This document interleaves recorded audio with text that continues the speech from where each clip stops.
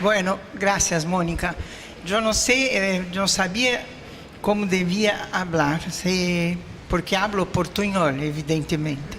Entonces, estaba y estoy en una frontera, no, porque todo el tiempo aún, no sé si hablo portuñol, si hablo portugués, y cuando veo Mónica, es más difícil aún, porque Mónica, para mí, es brasileña, pero mucho argentina también. Entonces, verdaderamente es muy difícil hacer algo a propósito de esta fronteridad, digamos. Entonces, yo voy a hablar mi lengua porque estoy más segura en ella, pero el PowerPoint es en español, así nos ayuda. Quería decir que también, como veo muchos brasileños, creo que si hablo portugués va bien también por esto, ¿no? Mas estaré totalmente disponible para las preguntas, ¿sí? Bueno, el tema de mi conferencia, mi ponencia es en español. Había una vez cuerpos de leyendas, versiones, transformaciones, memoria. Em português, era uma vez corpos e lendas, versões, transformações, memória. Ela tem como um refrão, enfim, né, um dizer que é esse muito conhecido de todos nós, que é: quem conta um conto aumenta um ponto. Que em espanhol, não é, seria quem conta um cuento añade um ponto. E eu vou fazer algumas observações a respeito disso, e aí, se for necessário, eu traduzirei para o espanhol. Sim? E, claro, todos os materiais que eu analisei, todos não. Os que eu vou tomar mais diretamente estão em espanhol, não é, no PowerPoint. Bom, eu vou tratar aqui de uma questão posta em um projeto coletivo que coordenei na Univaz, financiado pela FAPEMIG. Isso eu sou obrigada a dizer, como vocês sabem, não é por gosto, mas por necessidade, que eu falo disso logo no início. Projeto em que todo um grupo de professores e alunos, tanto da pós-graduação como graduação, que fez parte comigo, enfim, é um projeto em que analisamos instituições e narrativas, principalmente do sul de Minas. Também nomes de ruas, etc. Mas uma coisa que eu gostaria já de observar no começo da conferência é que a questão da narrativa e da narratividade, como vocês verão que eu vou redefinir no trabalho, a partir dessa minha pesquisa, ganhou muita força teórica para mim. Eu tenho continuado a fazer pesquisas nessa direção, porque eu percebo quanto do dizer deve à narratividade. E, por isso, eu acho que é importante começar a pensar a narratividade de outras maneiras, não é? E por isso eu diria que eu comecei a perceber que em todos os materiais que nós analisamos, na verdade, havia muito de narratividade. Tanto na questão dos discursos das instituições, como no discurso sobre as ruas da cidade, os nomes de ruas, etc., né? Assim como propriamente nos contos, claro, que foram analisados. Bom, agora, continuando, na proposta da análise, na direção dos deslocamentos que tenho produzido, redefino o que tradicionalmente se tem considerado como narrativa. Como meu objetivo é compreender o sujeito mineiro, é o sujeito que mora no sul de Minas que eu trabalho, não é mais. Minas Gerais é um estado do Brasil ao lado do estado de São Paulo. Então, o sujeito mineiro que habita essa região, em seus processos de significação e identificação, passando pelos seus modos de individuação, que é algo com que eu tenho também trabalhado bastante desde 2001. A questão da memória é fundamental. Eu defino narrativa tendo como núcleo de definição a questão do funcionamento do interdiscurso, memória discursiva, saber discursivo, que Voz Sem Nome, como diz Curtini em 86, né? Fala por conta própria, isso sou eu falando, fala por conta própria no sujeito que ela constitui. Porque eu tenho aproximado justamente a questão da memória, da questão da ideologia e da interpretação, o funcionamento da memória. E daí esse fala por conta própria no sujeito que ela constitui, a memória. Assim, para mim, a narrativa é a maneira pela qual, essa é a redefinição, né? Uma memória se diz em processos identitários apoiados em modos... Vou tentar seguir aqui. Apoiados em modos de individuação do sujeito, afirmando, vinculando seu pertencimento a espaços de interpretação determinados, consoante a específicas práticas discursivas. Faz parte de nossa proposta, através dessa redefinição de narratividade que desenvolvemos e apoiados em nossa experiência da análise de relatos e narrativas, afetar pela ressignificação do que é narratividade a própria, entre aspas, tipologia que inclui essas formas discursivas, mostrando o processo histórico de significação em que formulações tomam sua forma e seu sentido no espaço do que se considera o domínio da retórica, resultando no que chamamos narração, dissertação e descrição. Isso eu já trabalhei um pouco tanto no Terra à Vista, quando eu começo a perceber que narração ali tem algo discursivamente que merece um outro tratamento que não simplesmente tipológico, e assim como descrição, quando eu analisei o século XIX, o discurso naturalista. E eu queria citar, porque está até aqui presente, a Verli, que trabalhou comigo sobre descrição, Verli? E nessa direção. Bom, a noção de narratividade que orienta essa pesquisa não se confunde, portanto, com a taxonomia existente para falar da distinção clássica entre narração, descrição, dissertação, tradicionais nas escolas.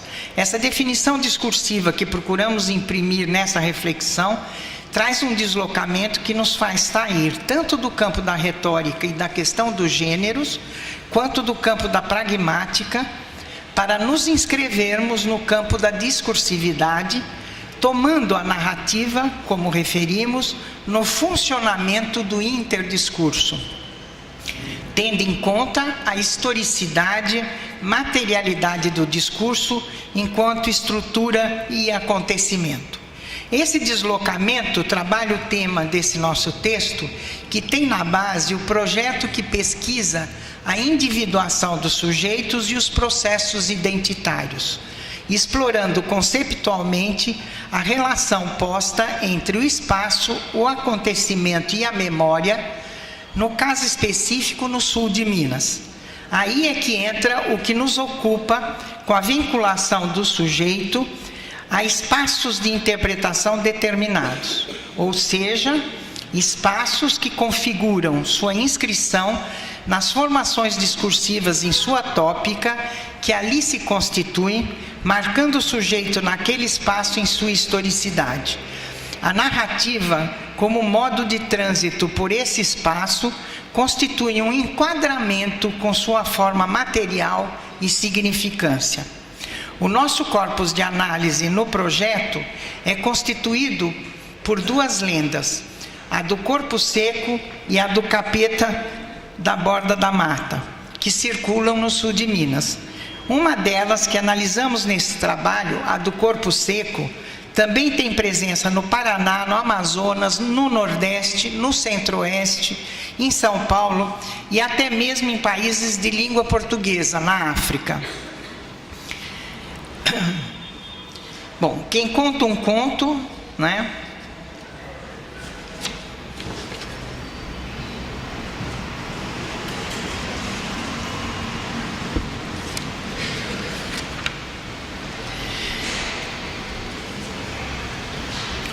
Quando ouvimos esse provérbio, logo pensamos que as pessoas não são fiéis ao dito, no caso, tratando-se de provérbio memorial.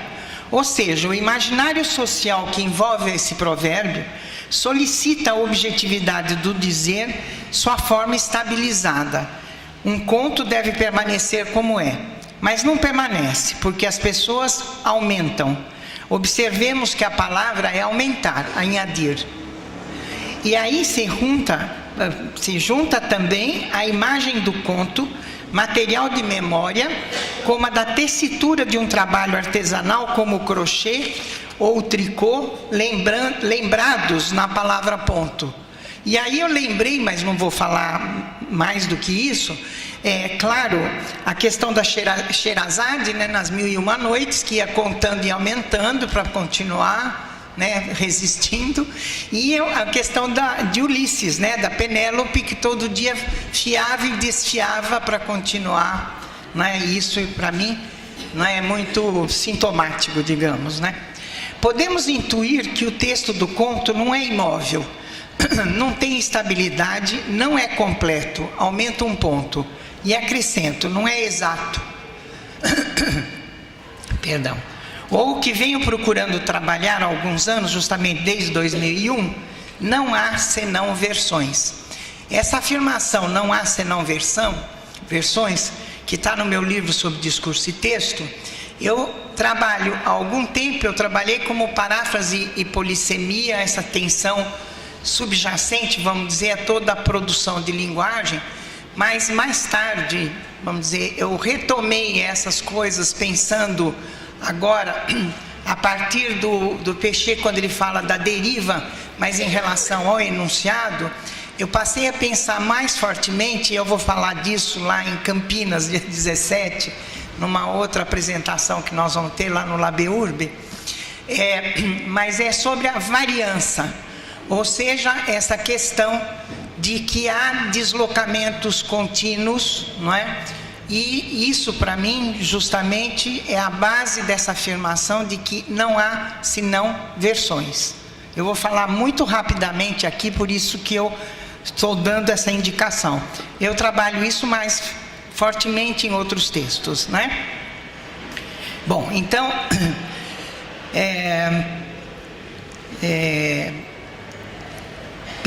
sobretudo se nossa matéria é o relato, o conto, como o boato, e isto pela particularidade dessas formas discursivas textualizarem-se pela não coincidência com o dito, por serem formulações que circulam, ou melhor, cujo funcionamento discursivo mais relevante está em sua circulação. Tanto a lenda como o boato adquirem sentido se cumprem seu papel se circularem.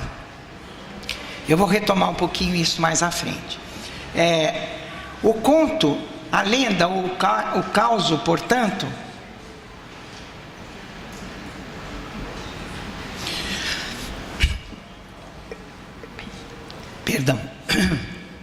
o conto, a lenda ou o caso, portanto, se constitui para circular em suas diferentes formulações. Matéria de memória em funcionamento em seus trajetos e deslocamentos. No caso da lenda, lidando com matéria do sobrenatural. Nesse sentido, a noção de individuação do sujeito pela narrativa, essa noção também, a de individuação, ela tem uma particularidade no meu trabalho. Eu não estou ligando isso a individualismo, mas eu ligo isso ao modo pelo qual o sujeito, sendo constituído pela interpelação, como diz o Peixe, né, do indivíduo em sujeito, afetado pela língua, né, interpelado pela ideologia, vai produzir uma forma sujeito histórica. Essa forma sujeito histórica é individuada, na minha forma de trabalhar, pelo Estado, por discursos e por instituições. Que produzem isso que eu chamo, né, que vem por algumas reflexões sobre a articulação do simbólico e com o político pelo Estado. Ora, a individuação, para mim, portanto, ela vamos dizer, é algo que se dá a partir do fato de se ter vamos dizer, o sujeito interpelado. Então, o que é individuado é esse sujeito e não o indivíduo como tal, né? Eu não estou falando do indivíduo como tal. Eu estou falando desse sujeito interpelado, desse indivíduo interpelado e sujeito e individuado depois, nesse outro movimento, vamos dizer, né, correspondente pelo Estado, pelas instituições e discursos. Bom, então, voltando a essa individuação, né, que foi aí, nesse sentido, a noção de individuação do sujeito pela narrativa, então essa narratividade para mim é um dos modos de individuar o sujeito, né, a discursividade. É um excelente indicador do processo de identificação em que ele se inscreve, produzindo sentidos e ao mesmo tempo sua identidade. Nesse caso do sul mineiro, espaço em que circulam as versões que analisamos, espaço que também é um espaço de memória. Cabe perguntar, como sobrenatural se significa nesse espaço de memória? Espaço de memória em que o sujeito se diz narrando-se. Nos pontos em que se tece a narrativa, o sujeito amarra um seu gesto de interpretação que na sua individuação o identifica, o pontua. Ao repetir ou contar o conto,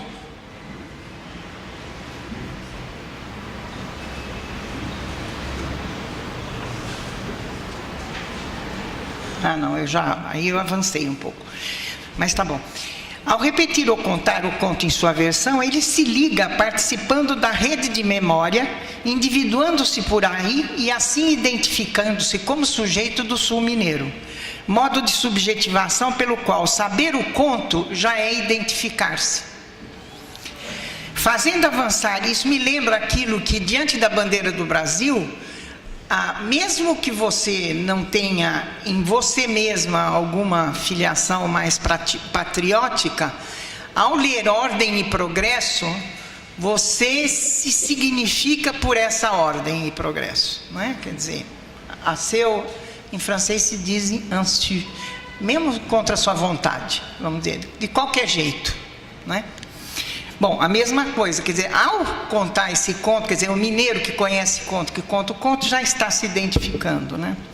Então, fazendo avançar essa reflexão e análise, retoma o tema das versões tal como está em discurso e texto, ao considerar os 3 momentos da produção do discurso: a constituição, a formulação e a circulação, atendo-me mais diretamente à formulação e circulação nesse caso, né? Por causa da natureza, né, do que eu estou analisando, o meu objeto. No que propus, então, afirmo que é na formulação que a linguagem ganha vida, que a memória se atualiza, que os sentidos se decidem, que o sujeito se mostra e se esconde. Momento de sua definição, materialização da voz em sentidos, do gesto da mão em escrita, em traço, em signo, do olhar, do trejeito, da tomada do corpo pela significação e, por seu lado, os sentidos tomando o corpo. Na formulação, corpo e sentido se atravessam e de tal modo que considero que formular é dar corpo aos sentidos. Dessa forma, o sujeito, ser histórico e simbólico, tem seu corpo ligado ao corpo dos sentidos. Sentido e sujeito se constituindo ao mesmo tempo, eles têm sua corporalidade articulada, por sua vez, no encontro da materialidade da língua com a materialidade da história. A organização do texto a que o analista tem acesso não expressa, aspas, concepções de mundo, mas dá indícios de como o autor pratica significações no modo como a ideologia produz seus efeitos nele. O texto não é, pois, uma unidade disponível pré-existente, mas em sua forma material ele é parte de um processo pelo qual se tem acesso indireto à discursividade, pela textualização do discurso em texto. O dizer-se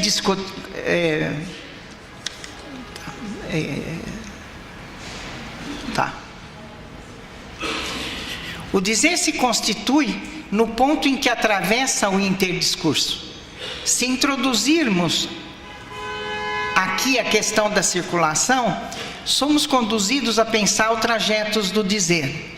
E esses são fundamentais quando pensamos discursividades como as lendas, que passam de boca a boca, trilhando caminhos, efeitos de narrativa que se percorre e a que se dá uma formulação ou outra, acrescentando em uma unidade de sentido sempre incompleta. Formulação que circula, às vezes em retomada, muito mais vezes em deslizamentos, como aumentar um ponto, añadir um ponto. De ponto em ponto se produz um conto. Agora eu estou fazendo outra coisa aí, né? Já não é añadir, não é?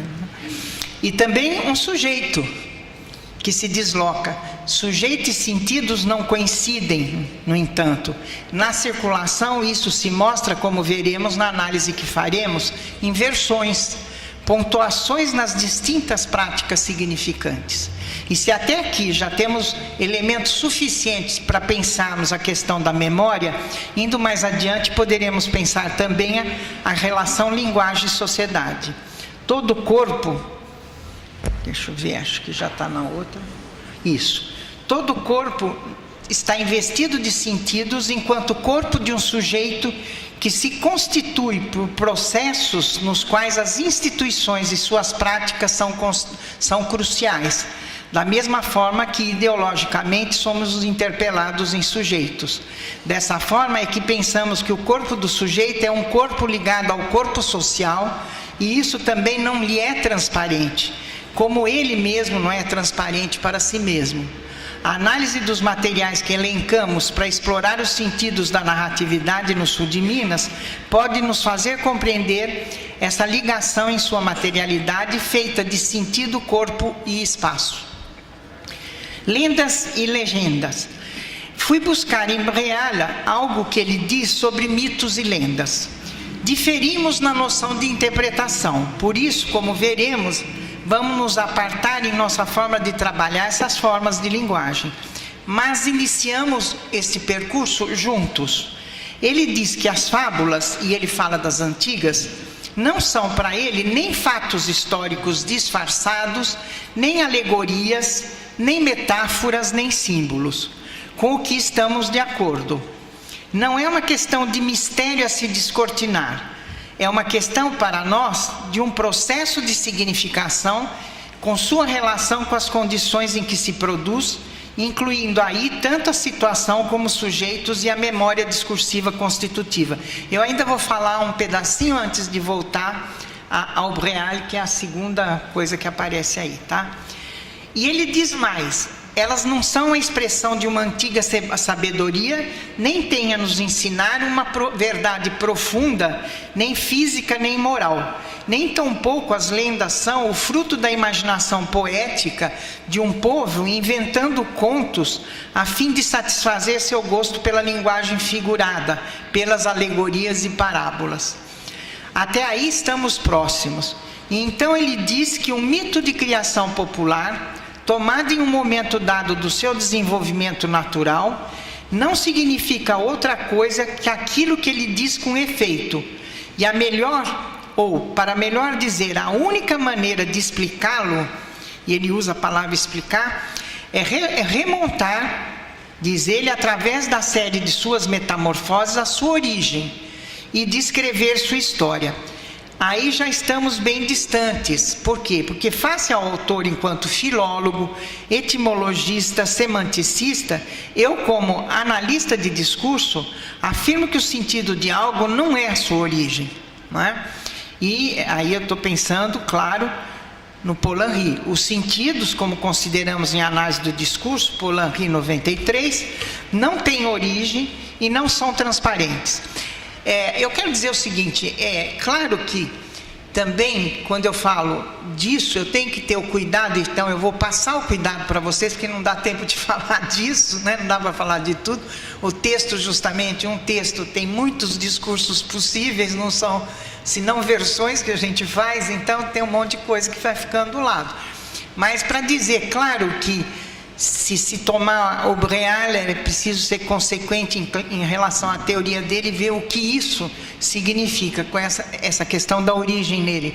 Como com Romain Descendres, muitas vezes eu discuto, porque ele vem por etimologia, ele é filólogo, ele faz o que se chama filologia política, e ele também, vamos dizer, ele vai atrás dessa origem de certos usos, etc. No caso dele, ele trabalha muito com o século XVI, etc. Né? No caso dele, Romain, não estou falando do Breal, né? E aí tem sim uma discordância, mas isso que é uma discordância teórica, não é? Outro dia eu falei, parece que as pessoas estranharam, eu falei que a gente pode discordar e ficar junto, né? Não quer dizer nada, e parece que as pessoas estranharam isso. Eu queria dizer que eu reafirmo, é preciso discordar sim, aprender a discordar e estarmos juntos na discordância. Senão a gente vem aqui todo mundo para concordar um com o outro, bater palma, não é assim, né? Então, eu acho que a reflexão cresce muito, mas numa discordância que não é ataque, que eu sei que as pessoas acham que assustaram, porque atrás disso tem a questão da violência, que nós sabemos qual é, mas não precisa ter violência na discordância, né? Discordar, né, é saudável, é preciso, né? Então, voltando aqui, o que eu quis dizer é que isso aí pode ir para outro lugar. Eu vou tomar a minha posição dentro da análise do discurso, que é essa, que acompanha o que o Paul Henry diz, que não há, né, que está num texto dele bem interessante, que chama Sentido, Sujeito, Origem, onde ele diz que não tem origem, nem para o sujeito, nem para o sentido. Essa talvez seja a nossa diferença fundamental. Não trabalhamos com a origem dos sentidos, mas com suas múltiplas formulações possíveis em seu processo de significação. Não consideramos o mistério dos sentidos, mas sua opacidade, ou seja, sua não transparência. E a interpretação, para nós, não é reveladora, ao contrário, é parte constitutiva dos sentidos. E, finalmente, não buscamos explicar os sentidos, mas compreender o seu modo de produção e seus efeitos. Eu estou falando sobre as coisas em que eu defiro, vamos dizer, daquilo que o Breal diz. Mas devemos fazer justiça às suas palavras. As explicações que falam de mitos separam a ideia de sua expressão, diz Breal, e colocam na origem da mitologia a distinção do sentido próprio e do sentido figurado, o que ele critica, não é? Nada, diz ainda ele, é mais oposto, ele diz, à ordem natural das coisas. O homem primitivo encontra um termo para cada uma de suas concepções e é difícil compreender por que, em posse de uma ideia, ele a tornaria obscura a seu prazer. É claro que aí a gente trabalha, né? Eu não posso deixar de concordar com essa afirmação dele em relação ao sentido próprio e figurado. E queria lembrar que para nós também não é a produção do obscuro que aí se faz, mas o trabalho da ilusão da evidência que aí joga no funcionamento da ideologia. Ele irá em direção ao passado e à diferenciação da mitologia e sua origem, em que ele distingue com cuidado os deuses, que são um produto imediato da inteligência humana, e as fábulas, que são um produto indireto e involuntário delas.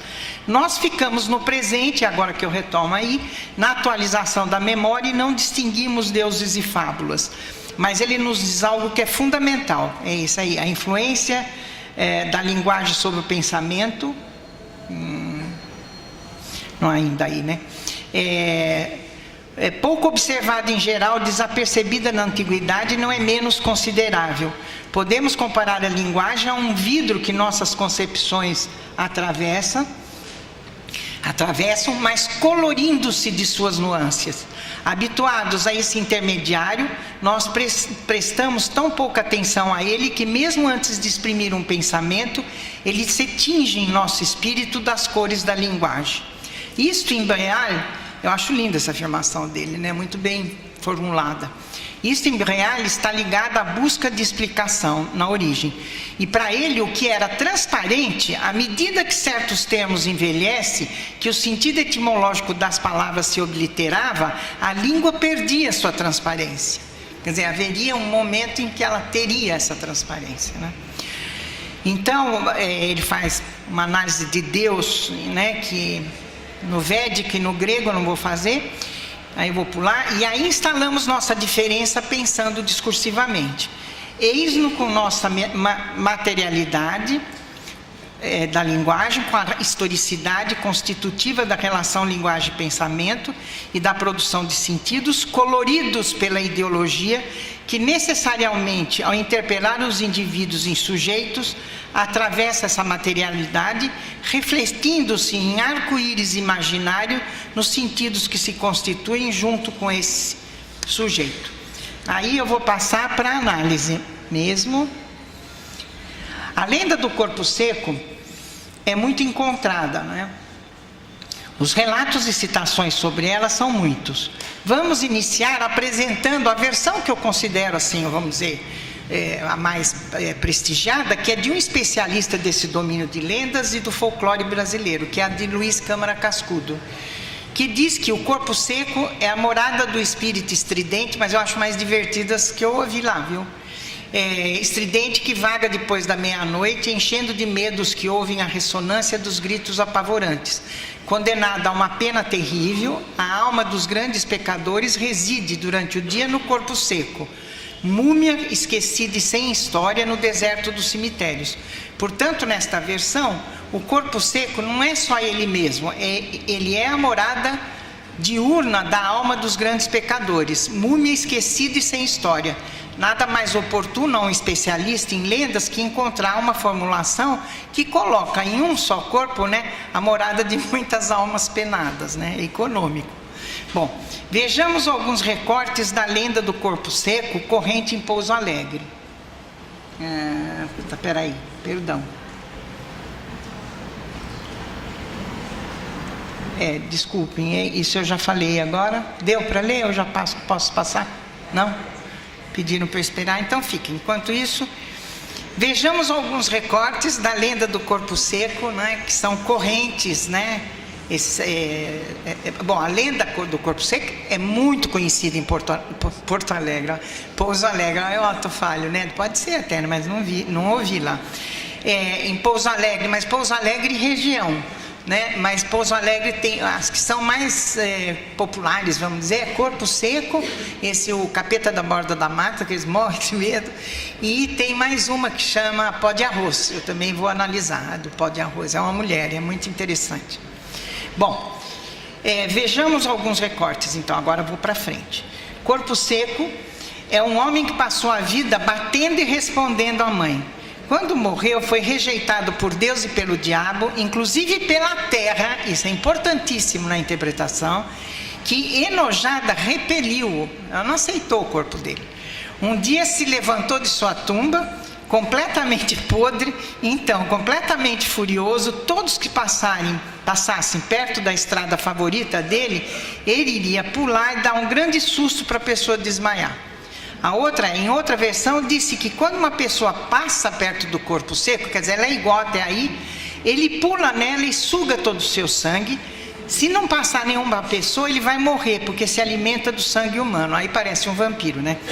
Em Ituiutaba, em Minas também, há uma variante que conta que o corpo seco, depois de ser repelido pela terra várias vezes, é levado por bombeiros a uma aparente caverna em uma serra que fica ao sul do município. Vocês percebem que esses detalhes também vão dando veracidade, né? Os bombeiros, aí existe bombeiro mesmo, né? Dizem que quem passa a noite pela estrada de terra em que mageia a serra do corpo seco, consegue ouvir os gritos do corpo seco ecoando de dentro da caverna.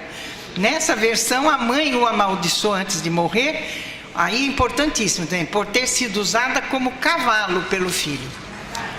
Nesses recortes, como podemos observar, encontramos um espaço definido no território de Minas Gerais, embora haja variança nas localidades. É interessante observar nessas versões o modo como o corpo seco se faz presente. Ele se levanta da tumba. Não, aí já é bem mais para frente. Eu pulei bastante para poder dar tempo. Senão aí vocês veem o final. Nesses recortes, como podemos observar, encontramos um espaço definido no território de Minas. Bom, então, ele se levanta da tumba, quem passar perto da estrada preferida, ele pula em cima, dá um susto e a pessoa desmaia. 2, ou se a pessoa passar perto, ele pula em cima e suga o sangue. E uma terceira, ele é levado por bombeiros para uma serra, né? E quem passa a noite pela serra o ouve berrando em uma caverna. São essas suas formas de assombrar. Também eu diria o seguinte, nas versões também a gente percebe que se fala mais diretamente, né, em várias delas, da transgressão de que é sujeito, né, o corpo seco. Ele é sujeito, né? Quer dizer, ele se viciou a própria mãe, né? E aí então, já em outros textos, como o do Jornal de Paraibuna, de 7 de agosto de 2005, o Vale Paraibano, isto é, está no jornal, é isso que eu trouxe para mostrar, porque não é só o que eu ouvi, quer dizer, o que eu vi também registrado, né, na mídia local, né? De Taubaté também, né? Tem no Jornal de Paraibuna, depois tem em Taubaté, no Vale Paraibano. Diz que há um corpo seco que se esconde há mais de 40 anos em uma gruta na localidade de Pedra Branca, naquele município. Atribui-se o relato a Geraldo Periquito, uma das lideranças da localidade. Esse sujeito existe. Segundo Periquito, a infeliz alma tem até nome. Ele se chama Zé Maximiliano. Em Pouso Alegre também tem gente da família dele que diz que ele é um parente da família, etc. Um sobrinho dele já trabalhou comigo. O Zé virou corpo seco porque batia no pai e na mãe, não é só na mãe. Conheci ele quando pequeno, mas como em toda lenda, nada é exato. Ao mesmo tempo em que diz que conheceu, ele também diz que tomou conhecimento dessa história por intermédio de um amigo seu chamado Pedro Vicente. E claro, termina com: foi o que ele me disse. Essa voz do ele, como veremos, é fundamental nessa forma de narrativa. É garantia de existência no modo da narratividade e nas formas de circulação. Tá? Aí eu vou pular mais duas versões. Tinha uma que eu queria, mas inclusive ela é mais compreendida por brasileiros. Ela tem as características de uma versão caipira. É divertidíssima, mas é por causa da pronúncia justamente, né? Bom, também aqui se sente o gosto do relato caipira, nessa que eu não vou ler, com os efeitos de sentido produzidos, é por causa da questão do espaço que eu estou falando, né? Aí tem também, em que se afirma a existência através do outro e se dá veracidade pela descrição da personagem. E há a parte humorística nessa caipira, né? É uma versão que merece uma análise mais demorada e que não dá tempo. Bom, contingências do assombro. Para além dessas propriedades que enunciamos e que são específicas aos diferentes modos de narrar, interessa-nos compreender, nessas versões da narrativa, o modo como o sujeito aí se inscreve e como, na produção de sentidos, o vemos se individuando como sujeito da região em que vive, na relação com a lenda. Então, essa coisa que eu acho importante também, né, que é, nesses processos de identificação, nas formas de individuação, por esses objetos simbólicos, seja quais forem, haver sim uma questão que toca o corpo e o espaço, e a memória, claro, né? Mas essa coisa dele se incrustar nessa região, né? De alguma maneira, quer dizer, como é que essa região está presente nele, né? E ele na região, né? Quer dizer, com essa afirmação.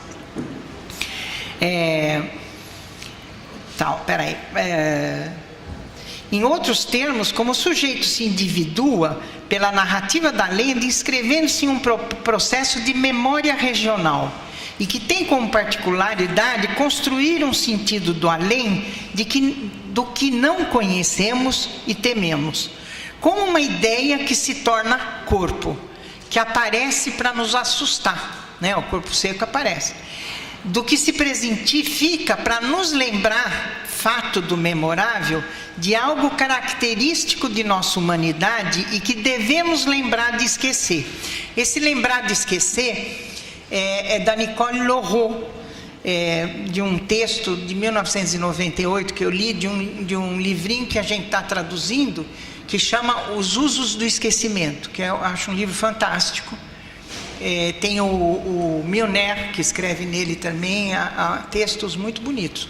Mas esse da Nicole, especialmente, eu trabalhei muito para falar da anistia, lá atrás, num desses trabalhos meus, né, anteriores.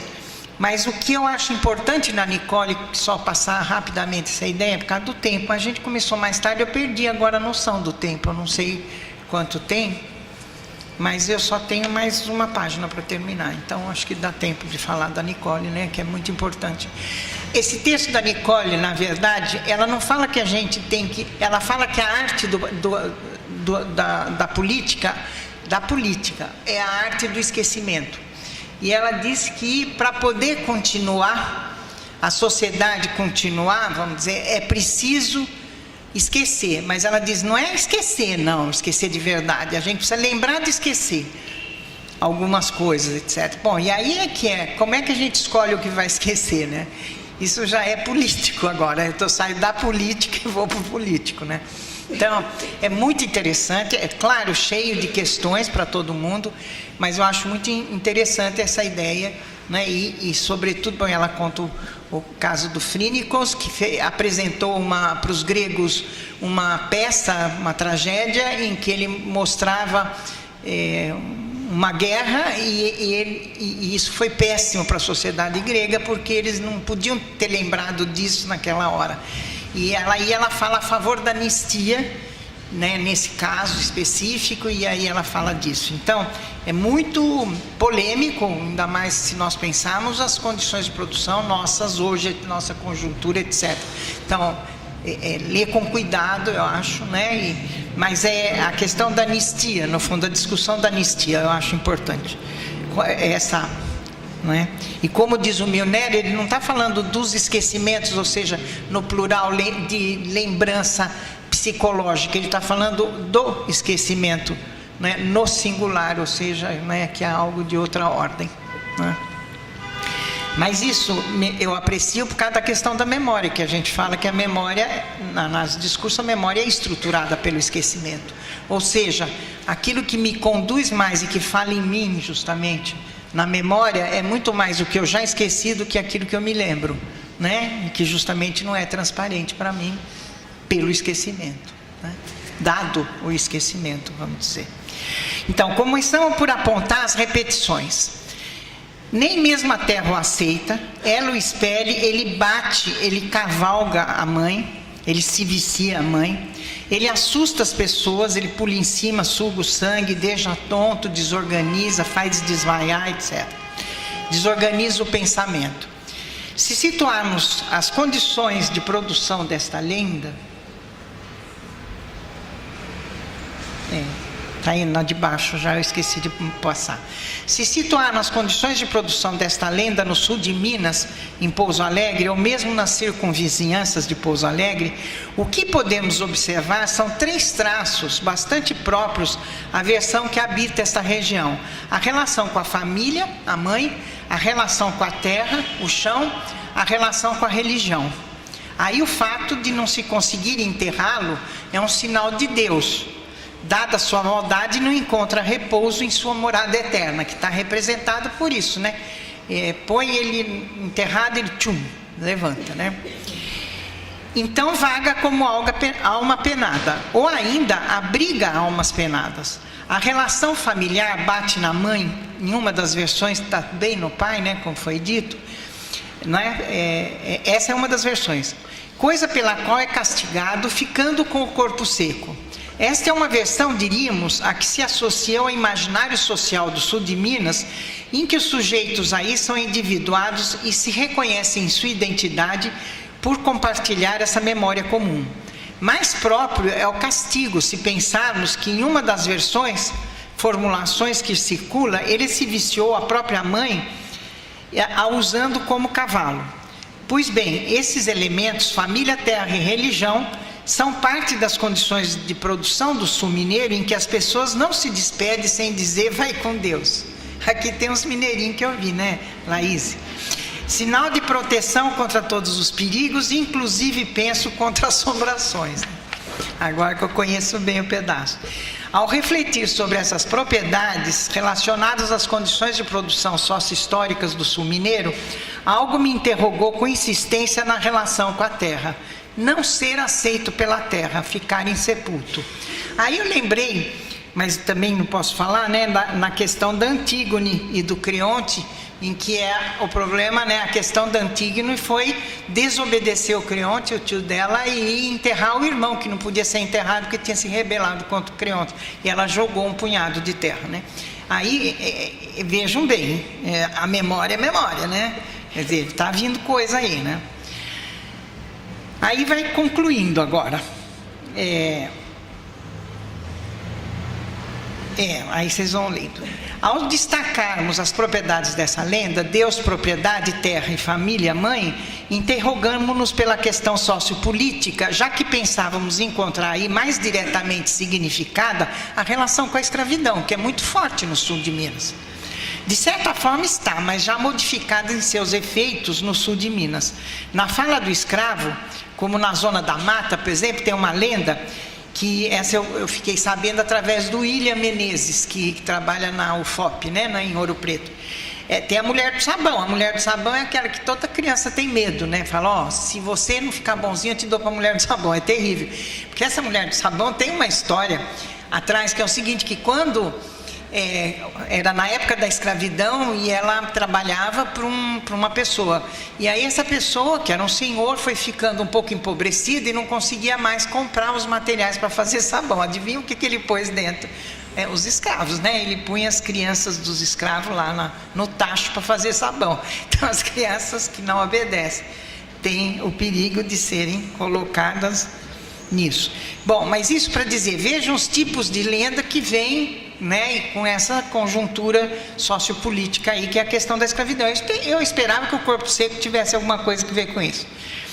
Mas ela é diferente, porque ela fala do sujeito urbanizado, que guarda a sua relação com a terra, que o rejeita, né, e ele permanece insepulto.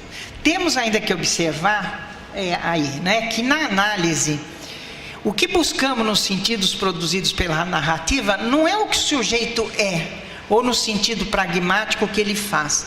Buscamos na narrativa, que é uma lenda, um conto de assombração, o que este sujeito teme, o estranho que o aterrorize, que ele coloca no outro, o da lenda, a assombração. Eu tenho um trabalho sobre o Daniel Alves e aquele gesto de comer a banana, que fala dessa questão do estranho em si, etc., o assunto, e essas respostas, né? Onde eu trabalho um pouco mais com a questão do estranho no outro, né? Mas aqui me interessa essa versão, vamos dizer. A narrativa coloca à distância, pelo assombro, esta relação com este outro que o significa. Consideramos que a narrativa coloca à distância pelo assombro, e encontramos aí o incesto, acontecimento que atravessa os tempos na linha da censura, do proibido, e tem suas diferentes formas historicizadas na individuação do sujeito. Pensamos aí, como dissemos, a historicidade na materialidade do conto, trazida pelas condições socio-históricas e ideológicas em que se constitui o sujeito. Eu estou dizendo isso porque eu estou querendo dizer, eu não estou tratando a questão do ponto de vista psicanalítico. Claro que pode ser tratado com isso, justamente, eu não estou dizendo que não, só que eu não conheço psicanálise o suficiente para tratar como deveria ser tratado. Mas o que eu acho importante, que é isso que eu quero reafirmar, é que eu não sou indiferente quando eu faço essa afirmação. É que as pessoas, dada a existência da psicanálise, elas pretendem, vamos dizer, que a questão do inconsciente é mais importante do que a da ideologia. E eu batalho pela questão da ideologia há séculos, eu diria, já que nós estamos no memoriável, né? Eu batalho por essa questão porque ela é igualmente importante, ou seja, como diz o Peixe, não há sujeito, né? Não há discurso sem sujeito e não tem sujeito sem ideologia. Portanto, se uma coisa é importante, a outra é igualmente importante.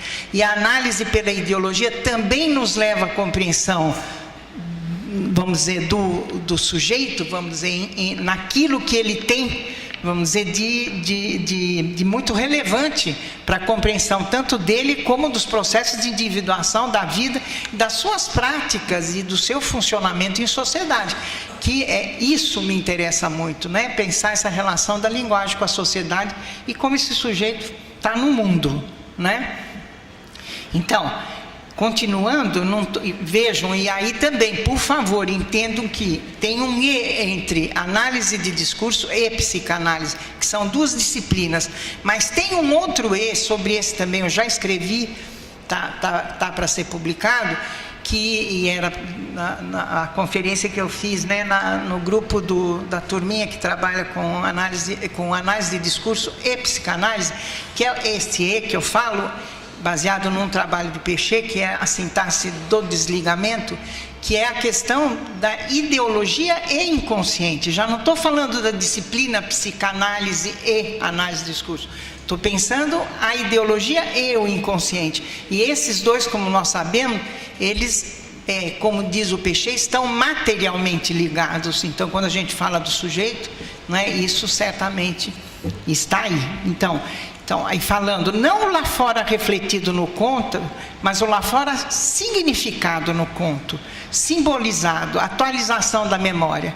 Nessa narrativa do corpo seco, temos desde a versão em que está formulado explicitamente o acontecimento do incesto em sua proibição, até formas mais brandas de dizê-lo, como vimos: bate, cavalga sua mãe. Essa atualização da memória caracteriza a lenda como lenda urbana, o casarão, os bombeiros que o levam para a caverna, etc. Mas, se pensarmos a mais longo prazo na relação com a tragédia, não podemos ignorar, como dissemos, a relação de sentidos estabelecida com Édipo. Né? Um Édipo mineiro, isso que eu acho interessante, né? Quer dizer, aí você vê a presença da sociedade, da história, da materialidade, da região, do espaço desse sujeito e de outras dimensões da sua vida, né, que é desse sujeito do sul mineiro, a ideologia justamente que aí está presente, né?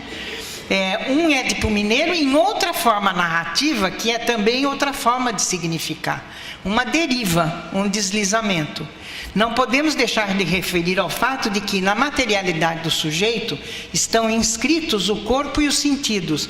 E no caso dessa narrativa, no próprio título da lenda, né, está significado o laço que os liga, o corpo seco, insepulto, maldito.